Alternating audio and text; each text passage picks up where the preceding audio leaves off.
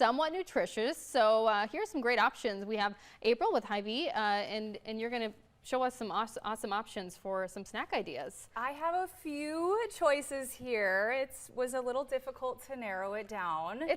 There's so many options. When we are in the snack aisle, they just want everything. They want it all, but there are a few things to keep in mind when you're assembling a snack or encouraging your children, because snacks do take like a portion of the nutrients over, right? So their goal is to give your child some nutrients as well as be that gap in between meals. And so you want to focus on adding 2 different food groups at minimum to your snacks, specifically bringing in a source of fiber and a source of protein. Sure. And that will help, again, bring nutrients. It will help keep their tummies full and satisfied for longer. So I'll go through a couple options and we'll try to guess where the fiber and the protein are.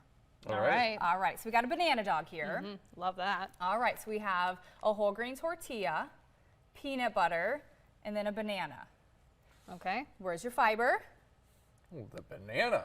Banana and the tortilla. And the tortilla. Oh, Okay, that's yes. cool. And then And how the about protein, peanut butter. protein and peanut butter? But when you're picking out peanut butter, what should you look for? That's a good question. So you want to minimize any added sugars. Some of them will have more sugar in them than others, and you can always flip that over and look right at the label for lower sugars. You can get ones that are refrigerated. I find kids don't tend to enjoy those quite as much. They're a little thicker consistency, maybe a little grittier. Yeah. So if you haven't started them when they're young, just find one with a little bit lower sugar is a good option.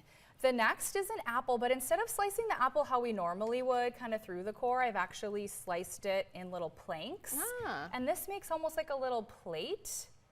Put some yogurt, a little granola on top, and they can just crunch, crunch right away. And it is apple season. They could actually do this from the start. They could go pick the apple from the tree and then go in and make their snack. Yeah, so we have our fiber from The apple. the air, good. And then the protein. Yes, the yogurt. From the Greek yogurt. All right, and then last but not least, we're taking some vegetables. Pick whatever you like. These are just little mini peppers because little things are fun to dip. You could do carrots or celery or whatever kiddos like. And then for the dip, I actually took a cottage cheese and mixed it with powdered ranch dip. Oh. So instead of just normal ranch dressing, we're gonna get some added protein Yeah. from the cottage cheese. It smells so good. Like I'm standing here and I'm a huge fan of the cottage cheese, but this is just like with a little bit of the ranch in there. Like See? You want I to love dive it. into those I peppers. do. I All do. right, so protein Protein cottage cheese. and fiber from the got it. vegetables there. And as far as portions go, is this kind of what people should be doing? You know, it depends on how old your child is, how long until mealtime is. If they come home ravenous, let them eat until they're satisfied. Sure. Start out small, but don't be afraid to let them get a fill, if you will, for that. Because you're choosing nutritious foods, if that then reduces how much they eat for your evening meal, that's okay, because you know that they're still getting the nutrients they Yeah, need. so why are you focusing solely on fiber and protein? So fiber comes from foods that are whole grain and also fruits and vegetables. Not only will they keep you fuller longer, but they bring other vitamins and minerals and nutrients that kiddos need, like vitamin A, vitamin C, etc. And then that protein for those growing bones, growing muscles, growing structures. And again, it also keeps you fuller longer. If you're